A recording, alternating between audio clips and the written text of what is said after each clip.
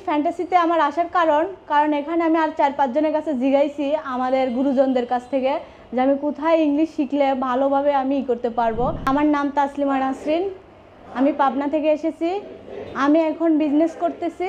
আমার ইংলিশটা খুবই ইম্পর্টেন্ট, কারণ আমার দেশ বিদেশ ভ্রমণ করতে হবে। সামনে ফিউচারে আমার অনেক প্ল্যানিং আছে, তার জন্য আমার ইংলিশটা খুবই ইম্পর্টেন্ট।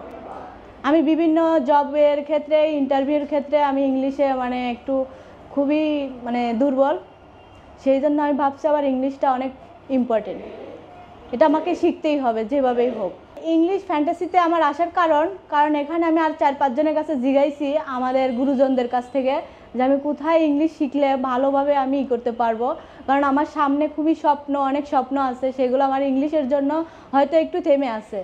আমি ইংলিশটা যদি ভালো স্পিকার হতে পারি, তাহলে আমার বিজনেস পার্টনারশিপদের সাথে আমার লিডারশিপ, আমি একজন লিডার, সেই লিডার হিসেবে আমাকে অনেক যোগ্যতা অর্জন করতে হবে, আমার এক্সপিরিয়েন্স থাকতে হবে। সেই জন্য আমার ইংলিশ মনে হয়েছে অনেক স্মার্টলি ইংলিশ যাতে বলতে পারি, ওদের সামনে আমি ডেভেলপ করতে পারি বা আমাকে রেসপেক্ট করে। ইংলিশটা অন্যরকম একটা।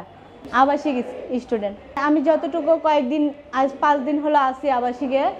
তো এখানে যথেষ্ট গাইডলাইন আছে, সিকিউরিটি আছে, নিরাপত্তা আছে। আমি এখানে থাকতে কমফোর্টেবল মনে করতেছি।